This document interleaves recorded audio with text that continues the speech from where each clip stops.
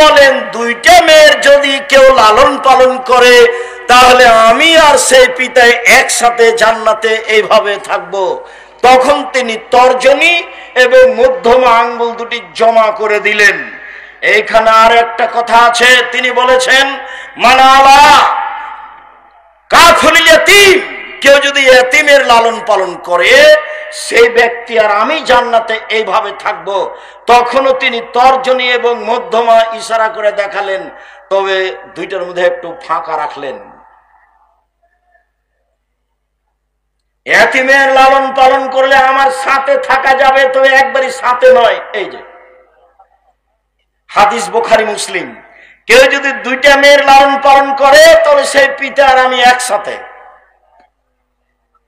তিনি বলেন পৃথিবীর মানুষ শুনে রেখো, মানা আলা সালাসা বানাতিন, কেউ যদি তিনটি মেয়ের লালন পালন করে, ফাআল্লামাহুন্না, লালন পালন মানে ফাআল্লামাহুন্না তাকে বিদ্যা শিখিয়ে দেয়, ওয়াদ্দাবাহুন্না তাকে শিষ্টাচার শিখিয়ে দেয়, ওয়াকাসাহুন্না তাকে কাপড় পরিধানের ব্যবস্থা করে দেয়, তার ওয়া আকলাহুন্না ওর খাওয়ার ব্যবস্থা করে দেয়, তাহলে কুল্লাহু সিতরান ইয়াউমাল কিয়ামা মিনান নারে, বিচারের মাঠে ওই মেয়ে তিনটি বাপকে জান্নাতে নিয়ে যাওয়ার জন্য জাহান্নাম থেকে অন্তরাল হয়ে যাবে। ওইদিকে থাকবে জাহান্নাম, এইদিকে থাকবে পিতার, মধ্যে থাকবে তিনটা মেয়ে। মেয়ে তিনটি আল্লাহকে বলবে আমার পিতাকে আগে জান্নাতে দেন, তারপরে কোনো কথা। একবারে শক্তভাবে বেঁকে বসবে, যতক্ষণ পর্যন্ত তিনটি মেয়ের পিতা জান্নাতে যাবে না ততক্ষণ পর্যন্ত মেয়ে তিনটি সেখান থেকে সরে যাবে না, অন্তরাল হয়ে আছে। ওদিকে আছে জাহান্নাম, এদিকে আছে পিতার, মধ্যে আছে মেয়েরা। 10টা ছেলে লালন পালন করলে 1 পয়সা লাভ হবে, এই কথা মুহাম্মদ সাল্লাল্লাহু আলাইহি ওয়াসাল্লাম বলেননি। তো ছেলেকে পড়াবেন, শিক্ষা দিবেন কেন? জন্ম দিয়েছেন এই জন্য। যদি শিক্ষা না দেন, এখন যা পাপ করবে সব আপনার, যা পাপ করবে সব আপনার। ছেলে বলছে যে আমার বয়স 30-35 বছর, তবু আমার বাপ বিবাহ দেয় না, তখন আমি নিরুপায় হয়ে জেনার সাথে থাকি। যত জেনা আছে সব পাপ আপনার। যত মোবাইলে ল্যাংটা মেয়ে দেখে আপনার ছেলে চক্ষু ঠান্ডা করছে, কলিজা ঠান্ডা করছে, মন ঠান্ডা করছে, সব পাপ আপনার। আল্লাহ রাসূল বলছেন পৃথিবীর মানুষ শুনে রেখো, আমার উম্মতের উপরে আমি আশঙ্কা করে গেলাম গোপন পাপের। মোবাইলে মানুষ এভাবে গোপন পাপ করবে, এটা রাসূল সাল্লাল্লাহু আলাইহি ওয়াসাল্লাম জানতেন না, তবে তিনি বলে যাচ্ছেন আমার উম্মত গোপন পাপে লিপ্ত হবে, এটা আমার আশঙ্কা। বাপ ওই ঘরে ল্যাংটা মেয়ে দেখছে, মা এ ঘরে ল্যাংটা মেয়ে দেখছে, তুমি এই ঘরে ল্যাংটা মেয়ে দেখছো, তোমার বোন ওই ঘরে ল্যাংটা মেয়ে দেখছে, এক বাড়িতে সব ঘরে ঘরে সব ল্যাংটা মেয়ে ব্যস্ত, সবাই ব্যস্ত। আর তোমার বাপ বৃদ্ধ হয়ে গেছে, সেটা একটু বলি, তোমার বাপ তাহাজ্জুদ পড়তে উঠে আব্দুর রাজ্জাক সাহেব চাপ দিয়েছে, তখন রাত 3টায় উঠেছে, সুন্দর করে ওযু করেছে, ওযু করার পরে বলছে আচ্ছা একটু টিভিতে কি আছে দেখি তো। যেমন টিভি চালু করেছে, বিশাল আকৃতিতে ল্যাংটা মেয়ে চলে এসেছে, কোথায় যে তাহাজ্জুদ গেল। এই চরিত্র তোমার বাপের, এই চরিত্র তোমার।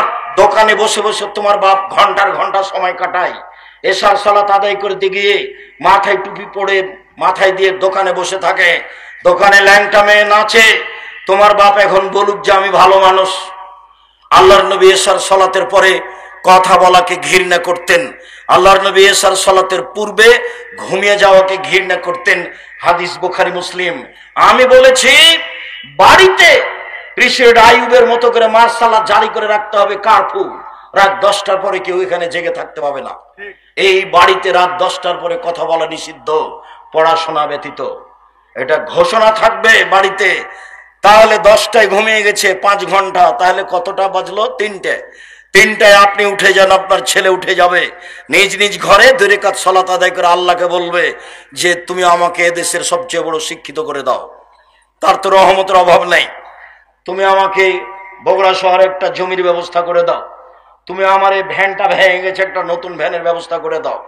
যা বলতে চাই এখনই বলতে হবে, এটাই সময়। জীবনে কিছু করতে না পারলে অন্তত এই সময়ে কিছু বলেন। 4টা কাজ মনে রাখবেন: 1 5 ওয়াক্ত সালাত, 2 হালাল রুজি, 3 কোরআন তেলাওয়াত, চার, আড্ডা পিটা জীবনের জন্য হারাম, চিরদিনের জন্য হারাম। দুইজন যেখানে বসে আছে সেখানে বসবেন না।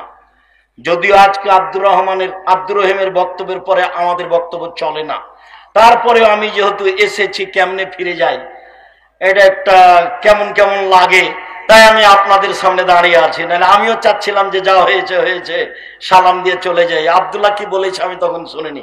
আমি আপনার কাছে যেটা বলছি, আপনি আমার দিনী ভাই দিনী বোন, নিজের ছেলে মেয়ের জন্য যেমন বলেন, আব্দুল্লাহ, আব্দুর রহমান, আব্দুর রহিম তাদের জন্য বলবেন, আল্লাহ যেন তাদের খিদমত কবুল করেন। বলছিলাম সম্মানিত দিনী ভাই বোন, রাসূল সাল্লাল্লাহু আলাইহি সাল্লাম বলেন, পৃথিবীর মানুষ, সম্মানিত দিনী ভাই বোন, জাবের রাদিয়াল্লাহু তাআলা আনহু বলছেন, রাসূলের সাথে যুদ্ধ করে আসছিলাম, যুদ্ধে আমিও শরীক হয়েছিলাম রাসূলের সাথে। মদিনায় ঢুকবো, আল্লাহ রাসূল বললেন, এখানে সবাই থামো, থাকো, সকালে বাড়ি যাব। আমি জাবের বললাম, আল্লাহর নবী, আমি নতুন বিবাহ করেছি, এই ছেলেরা তোমরা যারা দাওয়াত আল্লাহর জন্য আদায় করতে চাচ্ছিলে, 1 মিনিট দাওয়াত আল্লাহ, আমি 1 মিনিট, এই ছেলে শোনো, আমি মসজিদ বাসা থেকে বের হয়ে মসজিদের দিকে যাই রাজশাহীতে, তো দেখি গাড়ির গায়ে লেখা আছে দাওয়াত আল্লাহ। তো আমি বুঝতে পারিনি, আচ্ছা দাওয়াত আল্লাহ কি জিনিস। তো কয়েকদিন দেখার পরে একদিন বলছে আব্বু, আব্দুল্লাহকে, আব্বু আর দাওয়াত আল্লাহ এটা কি? তখন আমাকে বলছে, আব্বু আপনাকে তো আমি প্রায় 30 বছর যাবত দাওয়াত দিতে দেখলাম, আর আমিও দেশ বিদেশ মোটামুটি ভালোই ঘুরলাম, তাতে দেখছি যে আমরা হচ্ছি ইহুদি খ্রিস্টানদের দাস দাসী,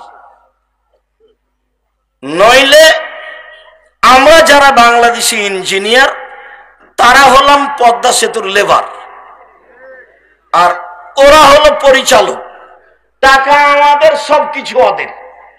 তো নিজেকে দাস দাসী থেকে মুক্ত করতে হলে কোরআন সুন্দর করে শিক্ষার এবং আকীদা সুন্দর করে সংশোধনের বিকল্প পথ নেই। তাই আমি চিন্তা করলাম, একবারে সারা বাংলাদেশ জুড়ে, টেকনাফ থেকে তেঁতুলিয়া, আমি সারা বাংলাদেশ জুড়ে মক্তব পরিচালনা করব। সে উদ্দেশ্যে জামিয়া সালাফের একটা শাখার নাম দিয়েছি দাওয়াত আল্লাহ। আল্লাহর পথে দাওয়াত, মসজিদ ভিত্তিক শিক্ষা কার্যক্রম, দাওয়াতি কার্যক্রম মসজিদ ভিত্তিক চলবে। আপাতত 450 মসজিদ চালু আছে জামিয়া সালাফের পক্ষ থেকে। সাথে সাথে সারা দেশ থেকে মসজিদের ইমামেরা ফ্রি যাবে, ফ্রি খাবে, ফ্রি আসবে, ফ্রি বই পাবে আব্দুল্লাহর লেখা এই সিলেবাসের উপরে। এটা চালু করেছে। আপনি প্রশিক্ষণে যাবেন, খুব উচ্চমানের শিক্ষক রাখা আছে প্রশিক্ষণের জন্য, অনেক টাকা বেতন দিয়ে। আপনি ফ্রি যাবেন, ফ্রি থাকবেন, ফ্রি আসবেন। একমাত্র আপনার মসজিদে আকীদা, আদর্শ, কোরআন শিক্ষা কার্যক্রম বাস্তবায়ন করার জন্য জামিয়া সালাফিয়ার পক্ষ থেকে এটা একটা বড় পদক্ষেপ। আল ইতিসাম পত্রিকা 12 জন মুফতি দিয়ে দেখা হয়, 50টা প্রশ্নের উত্তর আছে। আপাতত এই দেশে এই মানের কোনো পত্রিকা নেই। আর জামিয়া সালাফের একটা বড় শাখা আল অনলাইন ইতিসাম টিভি, যেটা জামিয়া সালাফের, সেটা তো সব সময় বলি সবচেয়ে বড় প্রতিষ্ঠান বাংলাদেশে। শিক্ষা মানে, শিক্ষক গণে, আয়তনে বাংলাদেশে জামিয়া সালাফের সবচেয়ে বড় প্রতিষ্ঠান।